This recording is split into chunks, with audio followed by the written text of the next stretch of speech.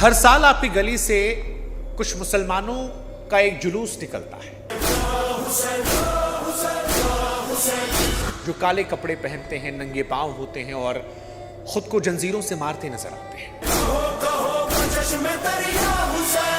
ये मुसलमान उस आदमी के लिए रो रहे होते हैं जिसे मरे हुए 1400 साल हो गए, जिसकी कब्र हिंदुस्तान से 3000 किलोमीटर दूर है।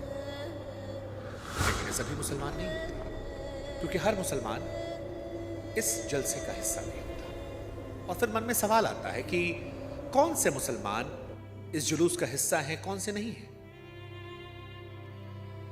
इतिहास हमेशा जीतने वालों का होता है, ऐसा कहा जाता है। लेकिन 1400 साल पहले जिस व्यक्ति के गुजरने पर आज हिंदुस्तान समेत दुनिया के कई हिस्सों में यह जुलूस निकलता है, उसकी कहानी उस जंग की है जिसका इतिहास हारने वालों ने लिखा था। वो साल था 680। इराक का एक वीरान मैदान, जहां एक तरफ 72 लोग थे और दूसरी तरफ एक पूरी सल्तनत की फौज। बीच में एक नदी जिसका पानी 3 दिन से बंद था। जंग सिर्फ 1 दिन चली। शाम तक 72 के 72 लोग मार दिए गए। अगर जंग के हिसाब से देखें तो यह पूरी हार थी, लेकिन 1400 सालों बाद जिस बादशाह ने वो जंग जीती, उस बादशाह का नाम कोई अपने बेटे को नहीं देता, कोई मुसलमान। और जिसने जंग हारी, उन हारने वालों के गम में करोड़ों लोग सड़कों पर उतर जाते हैं। अब सवाल कि वो कौन सी हार थी जो जीत से बड़ी हो गई? वो कौन सी जंग थी जिसने दुनिया के दूसरे सबसे बड़े मजहब को हमेशा के लिए शिया और सुन्नी में बांट दिया? और वो जो दावा आता है कि 72 लोग 1 लाख लोगों से लड़े, क्या वो सच है या इतिहास की किताबें कुछ और कहती हैं? उस जंग का वो कौन सा कमांडर था जिसने जंग की सुबह जीतने वालों का साथ छोड़ दिया और उधर आकर खड़ा हुआ जहां मौत सुनिश्चित थी? और क्या वहीं से ये नारा निकला कि जिल्लत की जिंदगी से इज्जत की मौत बेहतर? और सबसे बड़ा सवाल कि जब मैदान में तलवार उठाने वाले हर मर्द को मार दिया गया, तो फिर हारने वालों की कहानी लिखी किसने? जवाब में एक जंजीरों में बंधी औरत का नाम आता है, और उस औरत का किस्सा इस जंग से बड़ा है। एक और रोचक हिस्सा, क्या आप जानते हैं कि उस पूरे कत्लेआम, पैगंबर के पूरे खानदान के सारे मर्द मार दिए गए थे, सिर्फ एक जवान मर्द जिंदा बचा था। और जो बचा था उसे तलवार ने नहीं बचाया था, ढाल ने नहीं बचाया था, उसे बुखार ने बचाया था। अब सवाल कि भला बुखार किसी की जान कैसे बचा सकता है? आज समझेंगे। आज जानेंगे कि मुहर्रम में जो ताजिया निकलता है, जो मातम होता है, जो शिया सुन्नी का आप झगड़ा सुनते आए हैं, इनके पीछे कहानी क्या है? कैसे दुनिया के सबसे बड़े मजहबों में से एक इस्लाम शिया और सुन्नी में बंट गया? आज इस कहानी को विस्तार समझेंगे, और इस कहानी को समझने के लिए आपको करबला को समझना पड़ेगा। हाँ, एक यकीन हम आपको दिलाते हैं कि शुरू से आखिर तक इस कहानी में किसी का हम पक्ष नहीं लेंगे, सिर्फ वो बताएंगे जो इतिहास के पन्नों में दर्ज है, और जो भी दर्ज है वो सबूत के साथ आपके सामने रखेंगे। इस वीडियो का हर बड़ा दावा जिस किताब या दस्तावेज से हमने लिया है, उसका लिंक हमने डिस्क्रिप्शन में दे दिया है, ताकि नियत पर कोई सवाल ना हो, क्योंकि ये टॉपिक बहुत सेंसिटिव है, बहुत सेंसिटिव है। और कईयों का मानना था कि इस टॉपिक पर शुभांकर मिश्रा होकर वीडियो बनाना सही नहीं है, लेकिन हमें लगा कि जानकारी कभी खराब नहीं होती और सच का सिर्फ एक वर्जन होता है सच। झूठ में आपको सोचना पड़ता है, सच बोलने के लिए क्या सोचना। इसलिए आज शिया और सुन्नी इस्लाम में कैसे बटे, इसका सच हम आपके सामने रखेंगे। इस कहानी की शुरुआत करने से पहले हम अपने दर्शकों से एक बात कहना चाहेंगे कि आगे इस कहानी में जो भी नाम आएंगे, जैसे कि मोहम्मद साहब, अली, हसन, हुसैन, मुसलमान जो हैं वो इनकी इज्जत करते हैं और उन्हें हजरत और इमाम जैसे एहतराम के लफ्जों के साथ याद करते हैं। लेकिन कहानी की रवानी के लिए मैं आगे नाम लूंगा, पर एहतराम हर नाम के साथ आप शामिल समझिएगा, ठीक? ये आपसे गुजारिश है ताकि नियत पर सवाल ना हो। नमस्कार, मैं हूं शुभांकर मिश्रा, और इस कहानी की शुरुआत करें उससे पहले एक छोटी सी रिक्वेस्ट हमारी आपसे है, क्योंकि बहुत ही सेंसिटिव टॉपिक पर बहुत ही डिटेल्ड रिसर्च के साथ ये वीडियो हम बना रहे हैं। काफ़ी समय इसकी पढ़ाई लिखाई में हमने दिया। हम चाहते हैं कि हमारी मेहनत को थोड़ी सी इज्जत आप बख्शें और हमारे चैनल को 1 मिनट पॉज करके सब्सक्राइब कर लीजिएगा। हमें खुशी होगी, ये आपकी तरफ से तोहफा होगा हमें। दूसरा, संभव हो तो हमारे व्हाट्सएप चैनल से जुड़िएगा ताकि हम और आप अपने रिश्ते को मजबूत कर सकें और आगे भी ऐसे सेंसिटिव इश्यूज़ पर जब हम वीडियोस बनाएं तो वीडियोस आपके व्हाट्सएप पर पहुंच जाएं ताकि आपको खोजने की ज़रूरत ना पड़े या फिर फीड में कभी दिखाई पड़ जाए वैसी नौबत ना आए। तो हमारे आपके रिश्ते को भी हम थोड़ा और बेहतर कर सकते हैं। ये आपसे गुजारिश है, कोई ज़बरदस्ती नहीं है। आपकी इच्छा हो तो हमारी मेहनत का शुक्राना कीजिएगा, नहीं है तो कोई बात नहीं। हम कहानी की शुरुआत करते हैं। एक ही नबी को मानने वाले शिया और सुन्नी में कैसे बटे, ये बहुत इंपॉर्टेंट है और इस कहानी को समझने के लिए पैगंबर की मौत से थोड़ा पीछे चलना पड़ेगा। एक ऐसी जगह जिसका नाम शायद आपने ना सुना हो, पर जिस पर आज भी सबसे बड़ी बहस टिकी है। नाम गदीर खुम। 16 मार्च 632 को पैगंबर मोहम्मद साहब अपनी आखिरी हज यात्रा से मदीना लौट रहे थे। रास्ते में गदीर खुम नाम की एक जगह पड़ती है जहां से अलग अलग रास्ते अलग अलग दिशाओं में जाते थे, यानी वो जगह जहां लोगों को बिछड़ना था। यहीं पैगंबर ने हजारों लोगों के बीच अली, जिन्हें आप हजरत अली भी कहते हैं, उनका हाथ उठाकर एक बात कही जो आज तक दोहराई जाती है कि जिसका मैं मौला हूं उसका अली भी मौला है। अब यहां पूरा पेज इसी एक शब्द में है, मौला। यह अरबी का ऐसा शब्द है जिसके कई मतलब हैं। इसका मतलब मालिक और नेता भी होता है, दोस्त और अपना आदमी भी होता है, और यहीं से दो रास्ते फूटते हैं। यानी वो कह रहे थे कि जो अली को नेता मानते हैं वो कहते हैं इस दिन पैगंबर ने साफ ऐलान कर दिया था कि मेरे बाद कौम का सरदार अली होगा, हजरत अली। वो इस दिन को ईदे गदीर के तौर पर आज भी मानते हैं। और दूसरी तरफ के लोग कहते हैं कि मौला का मतलब यहां नेता नहीं। वो बताना चाह रहे थे कि ये मेरे अजीज हैं, प्यारे हैं, मेरे अपने हैं। अली की तारीफ और मोहब्बत का इजहार था, कोई गद्दी सौंपने वाली बात नहीं थी। अब यहां मैं एक बात साफ कर दूं ताकि कोई गलत न समझे, ये घटना दोनों पक्ष मानते हैं, दोनों की किताबों में दर्ज है। झगड़ा घटना पर है ही नहीं, झगड़ा सिर्फ उस एक शब्द के मायनों पर है कि मौला जो शब्द कोट किया गया वो नेता के लिए था या प्यारा दोस्त के लिए था। और यही वो सवाल पहली बार हवा में आया कि पैगंबर के बाद कौम की कमान किसके हाथ, जो आगे चलकर एक गहरी खाई बन गया। खाई तब खुलकर सामने आई जब कुछ ही हफ्तों बाद पैगंबर साहब इस दुनिया से रुखसत हो गए। अब यहां से कहानी आगे बढ़ी। 8 जून 632 से उस दिन मदीना शहर में इस्लाम के आखिरी पैगंबर मोहम्मद साहब दुनिया से रुखसत करते हैं। उनके जाते ही मुसलमानों के सामने एक ऐसा सवाल खड़ा हुआ जिसका जवाब आज 1400 सालों बाद भी नहीं मिला है। सवाल यह कि अब कौम की अगुवाई कौन करेगा, यानी खलीफा कौन बनेगा। खलीफा मतलब मुसलमानों का सबसे बड़ा सरदार जो दीन भी संभाले, सल्तनत भी संभाले। इस सवाल पर लोग दो राय में बढ़ गए। एक तबका कहता था कि अगुवाई पैगंबर के अपने खानदान में रहनी चाहिए और उसके लिए सबसे सही नाम था अली का, जिन्हें आज दुनिया हजरत अली या फिर इमाम अली के नाम से जानती है। और आगे हम आपसे फिर कह रहे हैं कि जब हम नाम लेंगे तो आप एहतराम अपने आप समझ लीजिएगा। तो अली यानी पैगंबर के चचेरे भाई और उनकी बेटी फातिमा के शौहर, मतलब घर के आदमी, बचपन से पैगंबर के साथ पले बढ़े, उनके दिल के करीबी। दूसरा तबका कहता था कि यह खानदान का मामला नहीं है, कौम को खुद तय करना है कि सरदार कौन होगा। जो सबसे काबिल होगा वो बन जाएगा। जो लोग हजरत अली के हक में खड़े थे वो आगे चलकर शिया कहलाए। पूरा नाम शियान ए अली, मतलब अली की पार्टी। और जो कौम की पसंद वाली राह पर चले वो कहलाए सुन्नी, यानी पैगंबर की सुन्नत, उनके बताए तरीकों पर चलने वाले। आसान भाषा में समझें तो झगड़ा वही था जो आज भी हर दुकान, हर खेत, हर कंपनी में दिखता है। गद्दी घर के आदमी को मिले या उससे जो काबिल हो। उस वक्त जीत जो थी वो सुन्नी लोगों की हुई। पहले खलीफा बने अबू बकर, उसके बाद बने उमर और तीसरे उस्मान। अब ये तीनों पैगंबर के सबसे करीबी साथी थे, लेकिन ये घर के नहीं थे, ये खानदान के बाहर के थे। और अली, जिन्हें आप हजरत अली कहते हैं, वो पीछे रह गए। उनके चाहने वालों के दिल में ये बात कांटे की तरह चुभी। लेकिन फिर साल 656 में एक ऐसी घटना घटित हुई जिसने सब कुछ बदल कर रख दिया, हिला कर रख दिया। खलीफा उस्मान की उनके अपने घर में घुसकर हत्या कर दी गई। मारने वाले कोई बाहरी दुश्मन नहीं थे, वो उसी कौम के थे, नाराज मुसलमान जो उस्मान के कामकाज से खफा थे। इस कत्ल के बाद आखिरकार अली खलीफा बन जाते हैं। वही अली जिनका नाम 24 सालों पहले चला था, लेकिन गद्दी तब मिली जब घर में आग लग गई।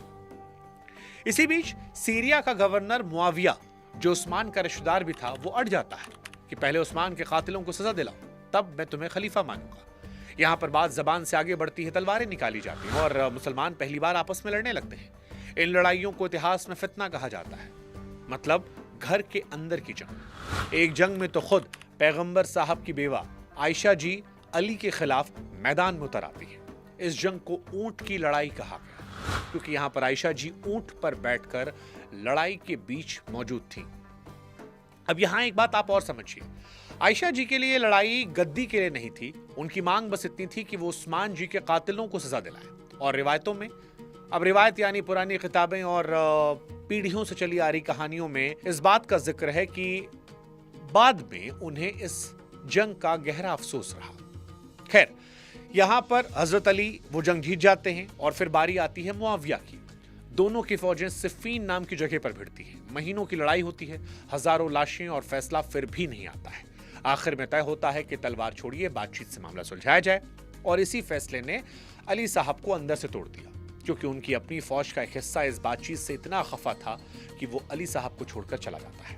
जो लोग छोड़कर गए वो कहलाते हैं खारिजी, मतलब निकल जाने वाले।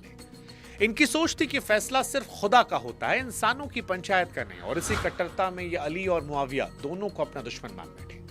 यानी एक तरफ मुआविया की फौज, दूसरी तरफ अली साहब के अपने पुराने सिपाही, जो अब उनके ही खून के प्यासे थे। और हर लड़ाई के साथ हजरत अली की पकड़ जो है वो काफी ज्यादा कमजोर हो गई। इसके बाद साल 661 में वो हुआ जिसने हजरत अली के चाहने वालों के दिल में पहला गहरा जख्म दिया। कुफा शहर की मस्जिद में। कुफा, जो लोग नहीं जानते उन्हें बता दें कि आज इराक का एक शहर है जो उस वक्त अली साहब की राजधानी था।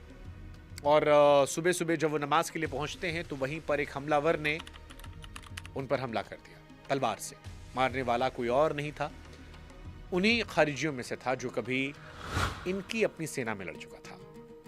2 दिन तक जिंदगी मौत के बीच संघर्ष चली और उसके बाद अली साहब की मृत्यु हो जाती है, दुनिया से वो रुखसत कर जाते हैं। यानी जिस आदमी को पैगंबर के घर का वारिस माना जा रहा था, जिसे खुद पैगंबर ने कहा था कि ये बहुत करीबी हैं, वो किसी गैर के नहीं अपनों के हाथों मारे गए। और गद्दी का सवाल फिर खुला। एक तरफ हजरत अली के बेटे थे, दूसरी तरफ मुआविया, जो अब सीरिया की पूरी फौजी ताकत के साथ खड़े थे। और यहां पर हजरत अली के बड़े बेटे, जिन्हें इमाम हसन कहते हैं, उन्होंने एक फैसला लिया जिसकी उम्मीद किसी को नहीं थी। लड़ने के बजाय गद्दी को छोड़ दिया, पर छोड़ने से पहले एक समझौता करवाया जिसमें लिखा कुछ ऐसा जो आगे की पूरी कहानी, करबला का पूरा खून खराबा तय करता है कि अगर टूटा तो ऐसा कुछ होगा। और यही हुआ। अब सवाल है कि वो कौन सा वादा था जिसके टूटने से करबला की बुनियाद पड़ी। तो साल 661 था जिसमें हसन और मुआविया के बीच एक समझौता होता, और पुरानी किताबों में इसकी शर्तें कुछ यूं दर्ज हैं। हसन ने कहा कि मैं गद्दी तुम्हें देता हूं ताकि कौम का खून बहना बंद हो जाए, पर शर्त है, पहली शर्त कि तुम इंसाफ से हुकूमत करोगे। दूसरी, सबसे बड़ी शर्त, तुम अपने बाद गद्दी अपने बेटे को नहीं दोगे। अगला सरदार चुनने का हक वापस कौम के पास जाएगा। मुआविया ने शर्तें मान ली, खलीफा बन गए। हसन सब कुछ छोड़कर मदीना वापस लौट आए। करीब 10 साल तक अमन रहा, लेकिन फिर साल 670 में हसन साहब की मौत हो जाती है। शिवा रिवायतों में कहते हैं कि उन्हें जहर दिया गया। हालांकि इतिहासकार जो है इस बात पर एक मत नहीं है। लेकिन इनके जाने के बाद पैगंबर के खानदान की अगुवाई उनके छोटे भाई के पास गई, जिन्हें आप इमाम हुसैन के नाम जानते हैं। वही हुसैन साहब जिन्हें दुनिया इमाम हुसैन के सामने बताया और जिनके नाम को लेकर आज भी मातम होता है। ये पैगंबर के नवासे यानी उनकी बेटी फातिमा जी के बेटे थे। अब कहते हैं कि पैगंबर साहब ने इन्हें कभी कंधों पर बिठाकर घुमाया था। लेकिन फिर साल 676 में मुआविया ने वही किया जो वादे के खिलाफ था। उसने ऐलान कर दिया कि मेरे बाद खलीफा मेरा बेटा यजीद बनेगा। ये चीज इस्लाम में पहले कभी नहीं हुई थी कि बाप के बाद बेटा। जो पगड़ी अब तक पंचायत बांधती थी वो उठाकर सीधे तख्त पर रख दी गई। खलीफा का ओहदा एक झटके में बादशाहत में तब्दील कर दिया गया। कई बड़े लोग इस फैसले के खिलाफ हो गए, उनमें सबसे बड़ा नाम इमाम हुसैन का था। अप्रैल 680 में मुआविया की मौत होती है और पुराने इतिहासकार लिखते हैं कि मरने से पहले अपने बेटे को उन्होंने समझाया था कि आप इन हुसैन से संभल कर पेश आना, इनका खून आप मत बहाना क्योंकि ये पैगंबर के नवासे हैं। पर यजीद जो गद्दी पर बैठे, उन्होंने गद्दी संभालते सबसे पहला काम यही किया, मदीना में पैगाम भेजा कि हुसैन से मेरी बैत ली जाए। अब बैत का मतलब होता है वफादारी कसम, हाथ पर हाथ रखकर कबूल करना कि तुम मेरे खलीफा हो। हुसैन साहब ने साफ मना कर दिया। उनकी नजर में यजीद ना इंसाफ वाला था ना दीनदार। उसके शराब और अयाशी किस्से आए बाद में बहुत ज्यादा, हालांकि जो जिक्र है ये बाद की किताबों का है। लेकिन एक बात जो तय आती है कि शुरुआती इतिहास भी ये कहता है कि इनकी कौम में बहुत खास इज्जत नहीं थी। इमाम हुसैन की एक बात रिवायतों में बार बार आती है कि मुझ जैसा यजीद जैसे कि बैत नहीं कर सकता, और उसी रात हुसैन साहब अपने परिवार के साथ मदीना छोड़कर मक्का चले आते हैं। मक्का क्यों गए थे, इसकी भी एक कहानी है, क्योंकि मक्का के अंदर खून बहाना हराम माना जाता है और यहां पर वो पूर्णता महफूज थे। अब कहानी में वापस लौट कर आते कुफा, वो शहर जहां पर हजरत अली मारे गए थे और जहां हजरत अली के चाहने वाले घर घर में थे। कुफा के लोगों ने इमाम हुसैन को खत भेजने शुरू किए। रिवायतों के मुताबिक हजारों खत गए और सब में एक ही पुकार थी कि आप आइए, आप वापस आइए, हम यजीद से तंग आ चुके हैं, हम आपके लिए लड़ाई करेंगे। यहां पर हुसैन साहब ने सीधे हाँ नहीं की। पहले हालात जांचने के लिए अपने चचेरे भाई मुस्लिम इब्न अकील को कुफा भेजा। शुरुआत में अच्छी खबर आई, हजारों लोगों ने कहा कि इब्र के हाथ पर हुसैन के नाम की बैत कर ली गई है, और इब्र ने खत लिखा कि आ जाइए, कुफा तैयार है। और यही वो खत था जिसने हुसैन को रेगिस्तान के रास्ते पर डाल दिया। मक्का में कई बड़े लोगों ने उन्हें समझाने की कोशिश की कि कुफा वालों ने आपके पिता को धोखा दिया, आपके भाई को धोखा दिया। किसी ने कहा कि जाना ही है तो आप प्लीज औरतों और बच्चों को साथ मत ले जाइए। लेकिन हुसैन साहब, जिन्हें आप इमाम हुसैन कहते हैं, वो रुके नहीं और सितंबर 680 में अपने परिवार और साथियों के साथ वो मक्का से निकल गए। कुल जमा 50 के आसपास लोग थे, जिनमें औरतें, छोटे बच्चे भी शामिल थे। जब वो जा रहे थे तो रास्ते में एक मशहूर शायर मिला जो कुफा से लौट रहा था, जिसका नाम था फरजदक।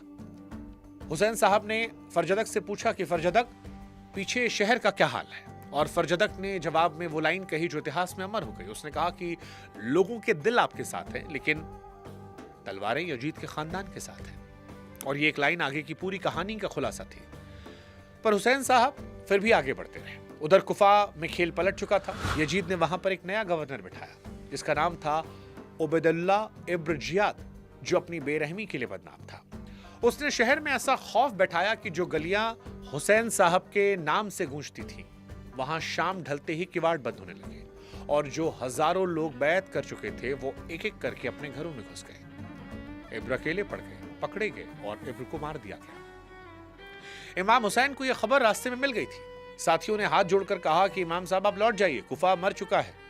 पर इमाम हुसैन ने रास्ता नहीं बदला और फिर रेगिस्तान के बीच एक फौजी टुकड़ी ने उनका रास्ता रोक लिया। अब यहां पर जिस टुकड़ी ने रास्ता रोका, इसके कमांडर का नाम भी आप याद रखिएगा। इस कमांडर का नाम था हुर, क्योंकि आगे यही हुर इस कहानी में वो करेगा जिसके बारे में उस वक्त कोई सोच भी नहीं सकता था। और यहीं से कहानी शुरू होती है करबला की, करबला के उन 8 दिनों की, जिसको लेकर आपके मन में जिज्ञासा होगी कि हुआ क्या था।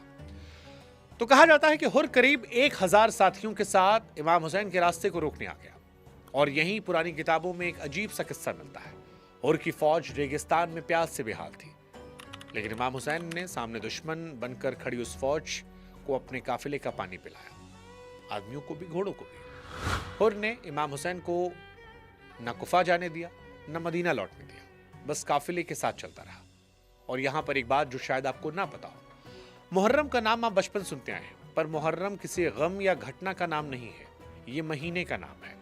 इस्लामी कैलेंडर का पहला महीना, जैसे हमारा चैत या सावन हिंदुओं में होता है, ऐसे ही मुसलमानों में होता है। गम तो इस महीने से आगे की तारीखों में जुड़ा। तो आखिर में मुहर्रम महीने की 2 तारीख को इमाम हुसैन का काफिला एक सूखे वीरान मैदान में रोक दिया गया। यहां पर नदी थी जिसका नाम था फुरात। फुरात नदी से थोड़ी दूर एक मैदान था जिसका नाम था करबला। और अगले ही दिन कुफा से असली फौज वहां पहुंच जाती है। इस फौज का कमांडर था उमर इब्न साद, और इतिहासकारों के मुताबिक उसके पास करीब 4000 सिपाही थे। मतलब इमाम हुसैन के हर आदमी के सामने 55 से अधिक सिपाही।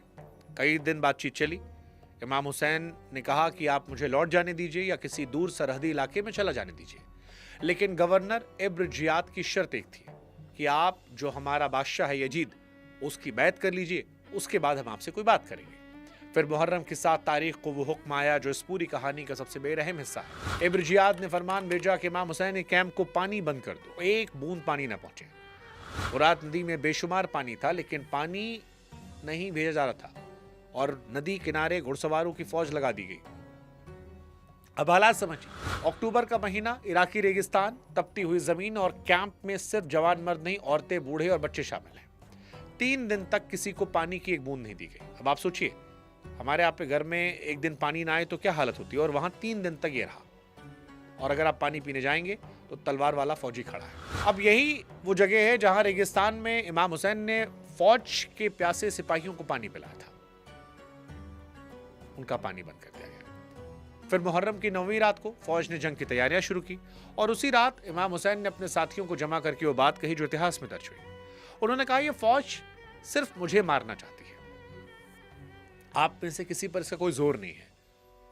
रात के अंधेरे में जिसे जाना है चला जाए, मैं बुरा नहीं मानूंगा। रिवायत यह है कि उन्होंने चिराग तक बुझाए ताकि जाने वालों को शर्मिंदगी ना हो, लेकिन जब रोशनी लौटी तो कोई भी गया नहीं। कुल मिलाकर वहां 72 लोग थे जिसमें कई बूढ़े भी थे और सबने कहा कि हम रहेंगे। फिर 10वीं मुहर्रम की सुबह यानी 10 अक्टूबर 680 जंग शुरू होने के ठीक पहले इस कहानी का सबसे हैरान करने वाला मोड़ आता है। वही हुर जिसने सबसे पहले इमाम हुसैन के रास्ते को रोका था, वो अपना घोड़ा यजीद की फौज से निकालकर इमाम हुसैन ने कैंप की तरफ ले आया। उसने सिर झुकाया, माफी मांगी। रिवायतें कहती हैं कि उसकी जबान पर ये लाइन आई थी कि जन्नत और जहन्नुम में मैं जन्नत को चुनता।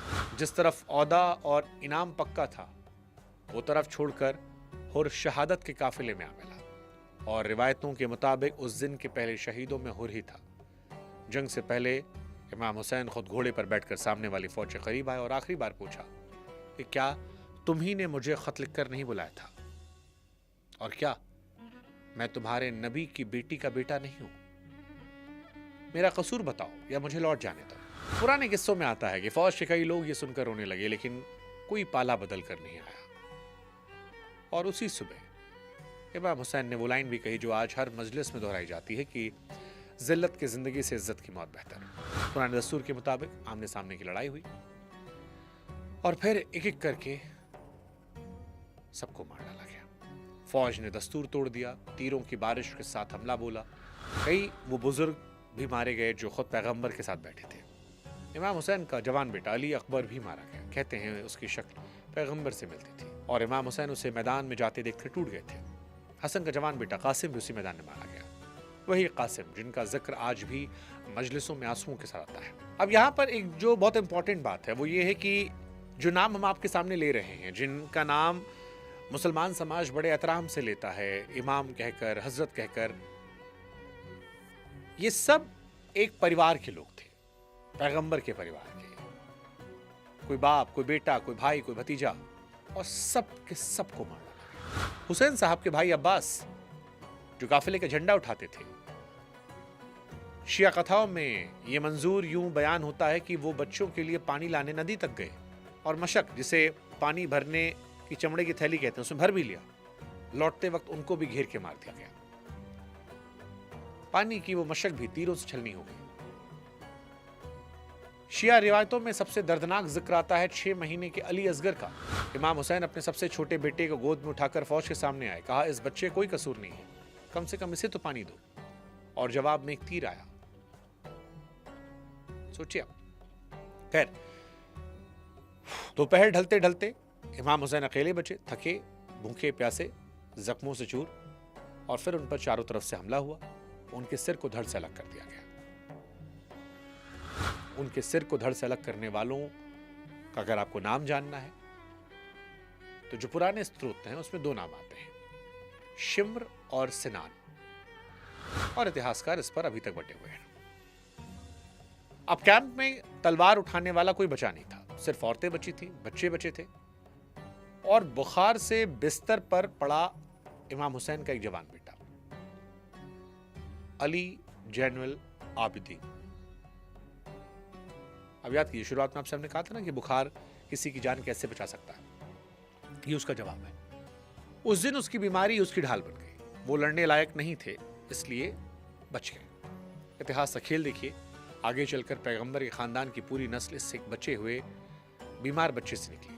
यानी उस दोपहर अगर वो बुखार ना होता तो शायद ये सिलसिला वहीं ख़त्म हो जाता, क्योंकि करबला असल में उस दिन ख़त्म नहीं हुआ था, उस दिन शुरू हुआ था।